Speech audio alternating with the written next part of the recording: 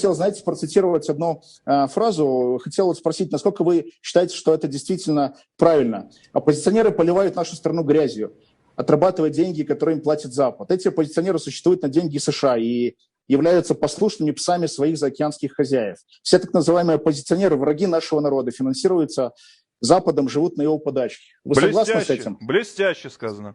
Отлично. Это сказал Иосиф Геббельс 12 марта 1933 года. Послушайте.